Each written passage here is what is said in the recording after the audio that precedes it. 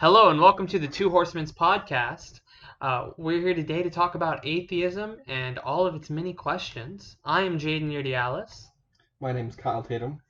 All right, we're going to start off with a couple questions that we have prepared and our thoughts on them. First of those questions, how do atheists decide their morals? Kyle, why don't you tackle this question first? so, so deciding what your morals will be as an atheist is obviously personal and and changes between each individual, and it has to be looked at on that basis. Not every person has the same sort of philosophical outlook on life, and that includes atheists among each other at least. So, for example, and it changes throughout a person's life as well. Mm-hmm. A couple of years ago, I didn't give a shit about what absurdism was. Now I definitely count myself as an absurdist in that sense, and that's the philosophy I sort of base my worldview on. You know? Yeah, I would definitely agree with that. Atheism isn't isn't just this one singular thing, especially when it comes to morals. There's a lot of personal reflection that has to go into the morals of an atheist individual. That's something I feel like there is a cultural aspect to your morals. Like, obviously, you're going to have morals that are similar to the culture that you were raised in. But I think at the same time, you're not bound by the same rules that someone that is a Christian or other religion, just mainly Christianity is typically what we're compared to because they're the dominant religious group in our nation. So as an atheist individual, you have to spend a lot of time thinking about, well, which of those morals do you want to uphold in your life and keep around? And so I think it's very important that you examine that. So yeah, I think as an atheist, it's important to look at your morals and examine them through many lenses. I want to move on to our next question now, which is, are atheists minorities? So I think this is a pretty controversial question because it asks us first to define what a minority is. I mean, in the strict statistical sense, yes. And I guess by definition, atheists are like religious. I'd say that air quotes here, minority. Mm-hmm. Um, and it does put us in a very weird sort of political position. Mm-hmm. But at the same time, atheists don't have um, a lot of political power in the world, but we also still maintain that little bit of political power that we do have. Does sort of force people to recognize us and recognize what we can do when we strive together to commit to something. Mm-hmm. I mean, I would say politically, and obviously we are religious, as you said, air quotes, minorities. And that can cause a lot of issues. But I think the one difference between a religious minority, such as an atheist, or in any other type of minority, is that atheists, we have the privilege of not appearing as a minority. No one can look at someone and know that they're an atheist unless you're like super bold and brash and have like ask me about atheism pins or something like that. So I think while while there is a lot of discrimination that happens against atheists, and I don't want to say that there's not, because I mean, obviously there's issues like we are not allowed to run for office in certain areas, and we're not allowed to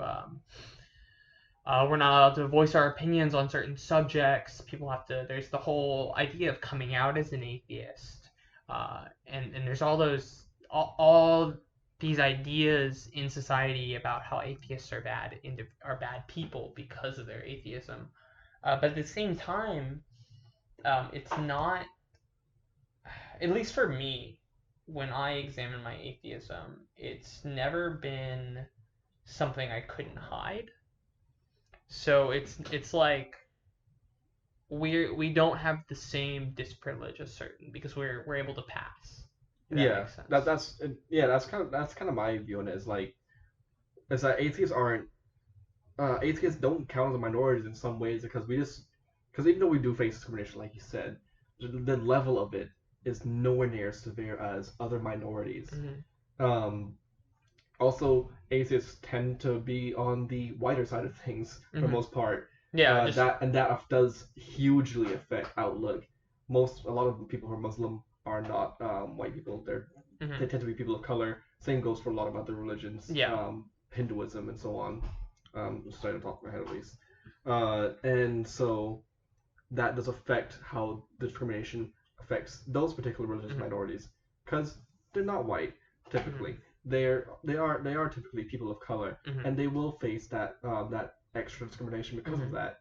And And especially like in the sense of Islamic individuals, they have particular garb that they wear that identifies them as such. yes, So there's other religious minorities still have to deal with the same issues of religious discrimination, um, but in a way that they dress their culture as well, so they're not able to pass as atheists are.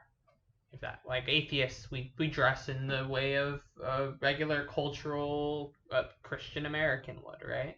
yeah, yeah. So there's not really an equivalent of like an atheist turban, Yeah, exactly. or an atheist cross. Yeah, there's Uh, nothing to like identify one as an atheist except for what someone says yeah. and what how they explain their opinions. Really, Hmm. that's just about that's just about as far as you get as identifying someone as an atheist. Hmm.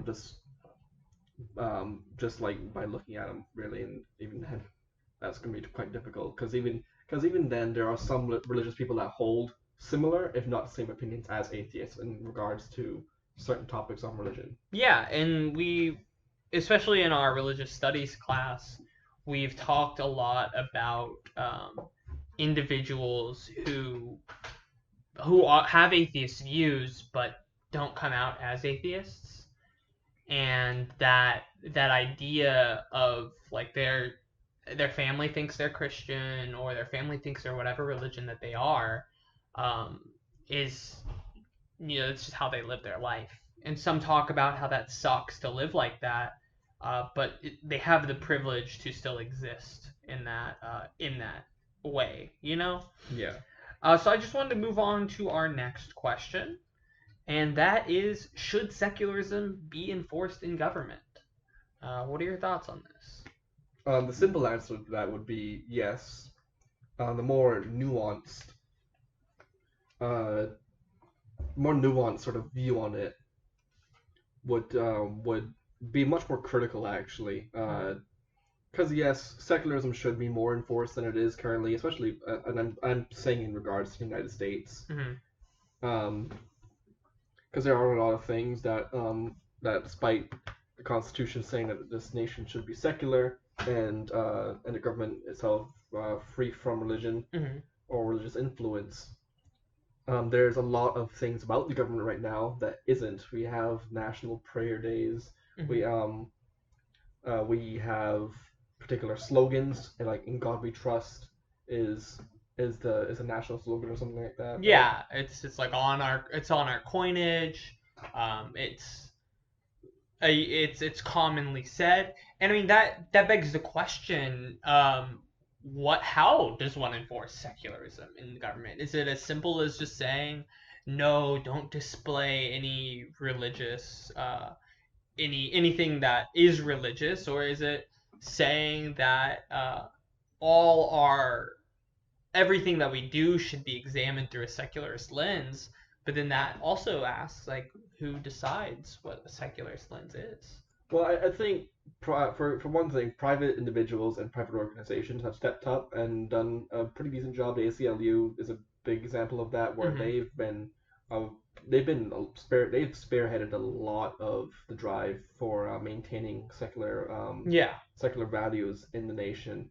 They're the ones that when there's replica of the Ten Commandments put up in front of a courthouse in Alabama. They're the ones that go and have that taken down or taken out of the area, Mm-hmm. they're the ones that do something about it. They take action about it. Mm-hmm. Um, And there's also secular groups that are rising, like of course, Pastafarianism, or like they're kind of taking like a different stance, like I guess one could call it a satirical stance on fighting secular or fighting non for fighting for secularism in our government. yeah, Yes, where they're doing things like having the Ten Commandments taken down, or like replacing them some way, or like putting in the case of the Church of Satan, putting up Satanist symbols. And while this is stuff that is viewed as inflammatory and antagonistic, I think it's the point it's trying to make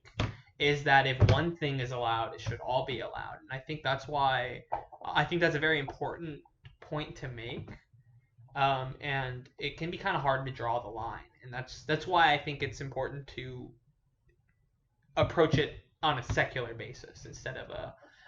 I think we should just get rid of religious values at all in our government. It shouldn't be a part of our discussions when we're talking about but things like abortion. but then here's what I think of when I put this topic myself. And this is bringing back the critical aspect of it. So people that get elected to Congress Mm-hmm. or to different places in office around the country, Mm-hmm. they're people and they're gonna have their religious views more likely than not. Um, and even if they don't, they're going to be elected by people who have religious views. Yeah. And it is important for politicians to be representative of their constituents. Mm-hmm. It'd be unfair if they weren't. And it'd be unfair to not take in consideration the religious views of their constituents. So you have to think about that as well. Mm-hmm. So I think that's a good point.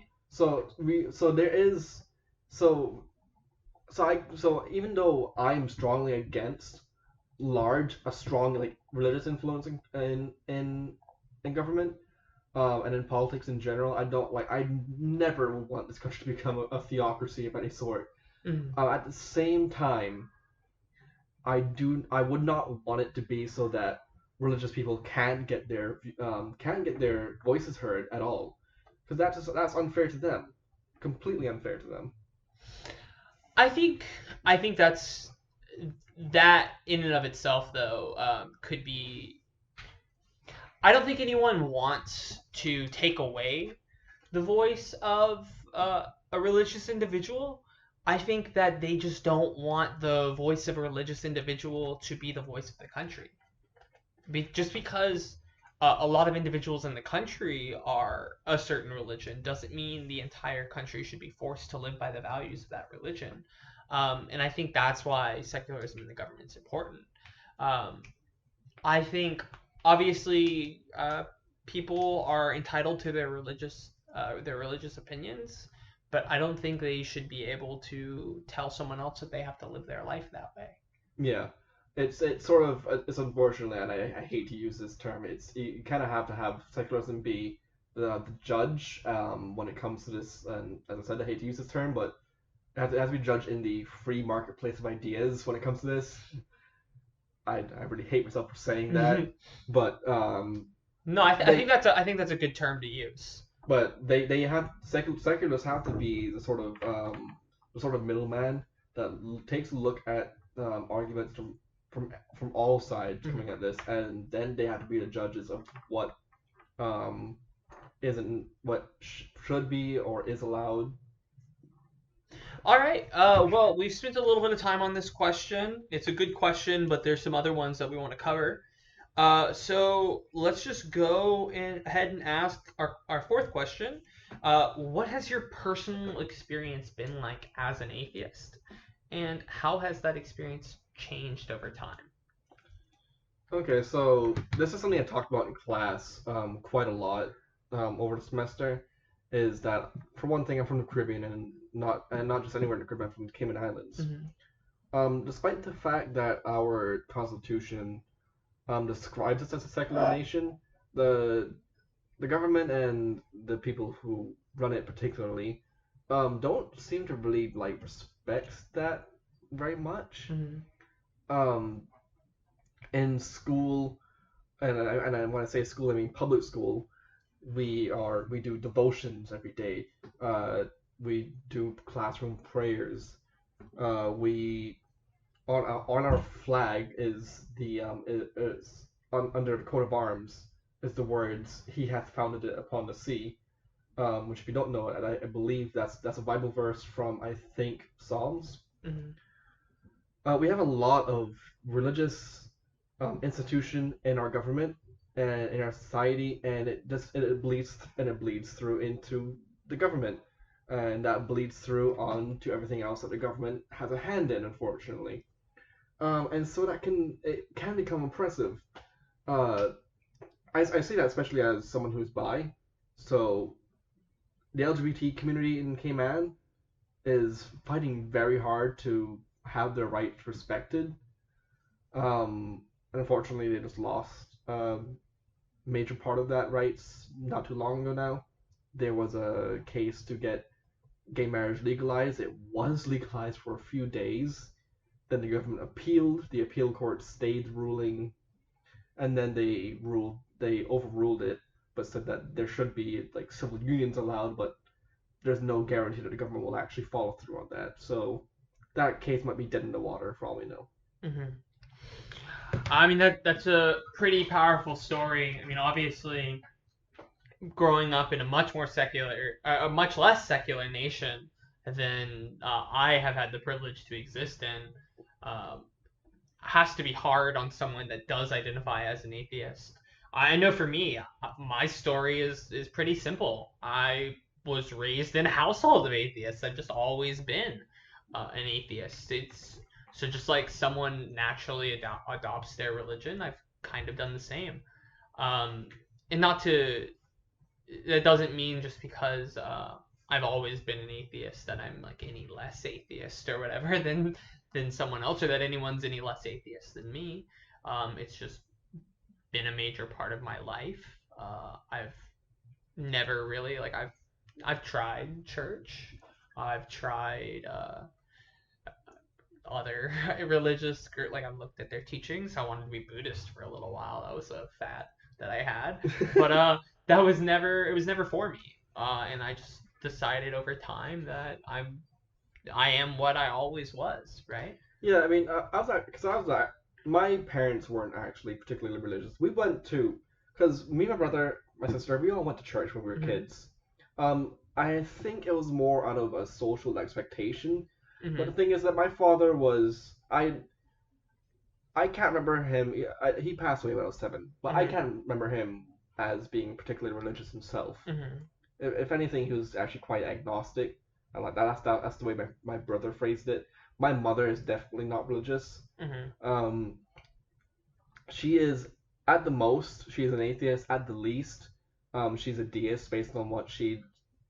based on what she's said to me a few times. But I mean, just the culture itself. I mean, I'm born and raised in Texas, and even though Houston, Texas, mind you, so it's a lot.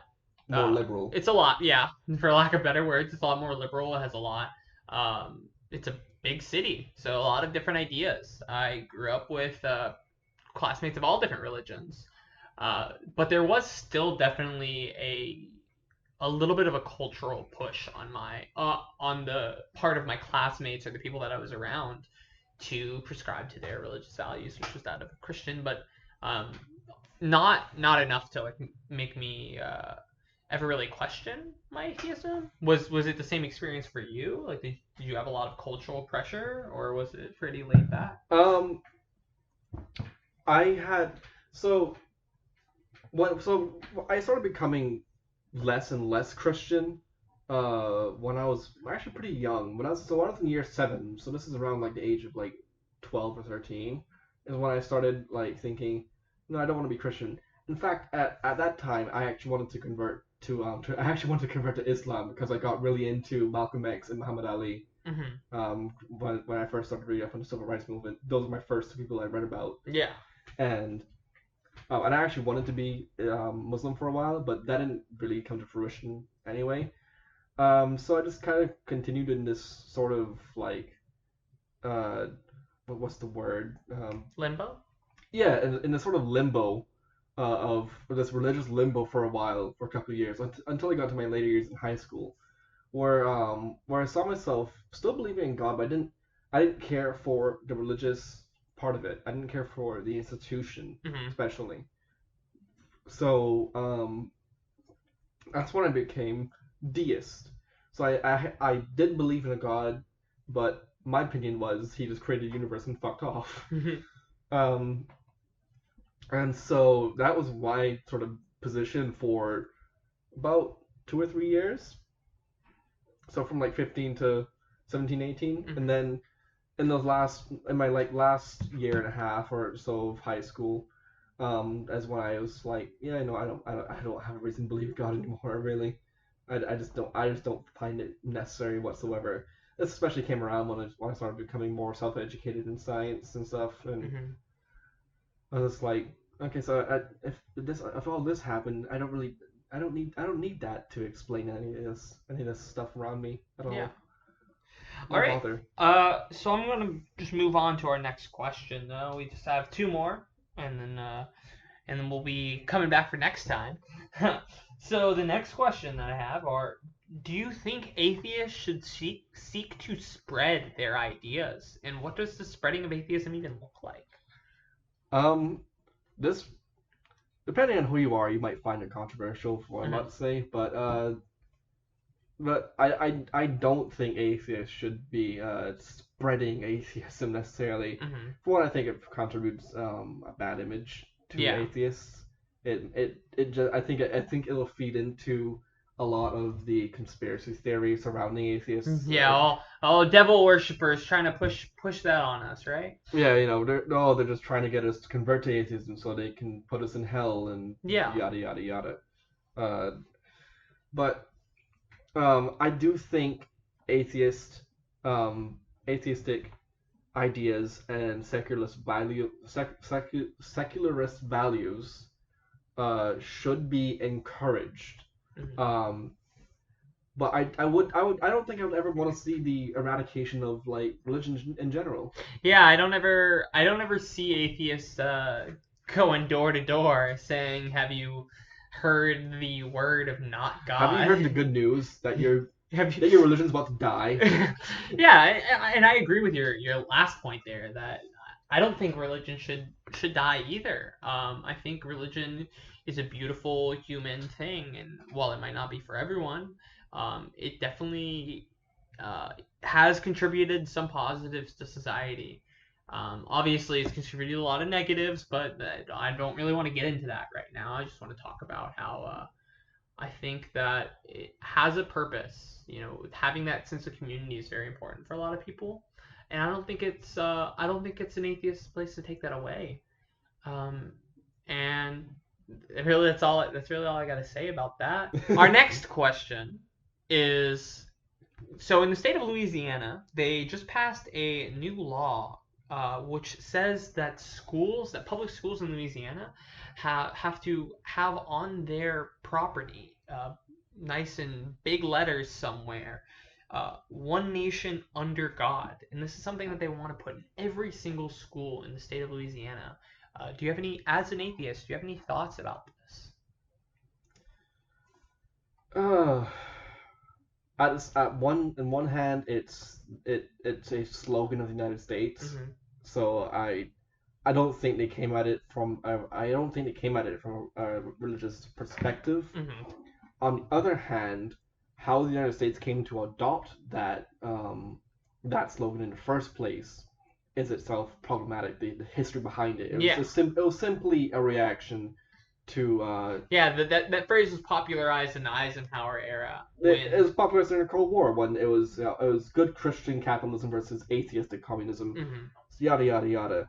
That it's a bullshit phrase, and it should never have been adopted in the first place. Yeah, a lot of the argument that these senators in Louisiana, Senate and House are arguing for is that it's supposed to be a patriotic, something to get people together. This phrase that It's just like saying the pledge. That's kind of the argument that they're using. But I think you do have to examine uh, the underlying factors of how it pushes away people of not just atheist values but other religious values, because it's God with the capital G, right? That's what it says. And everyone knows that God with the capital G necessarily relates to the Abrahamic God. And that erases erases other religions, such as like polytheistic religions or religions that have a different idea of who their deity is. So I think it's important. I disagree with it completely, though I do see the argument for patriotism. Anyways, it looks like we are running out of time.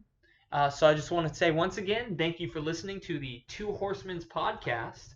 We're here to raise hell and spread the good word of atheism. I am Jaden. Thanks for listening. And I'm Kyle, and see you next time.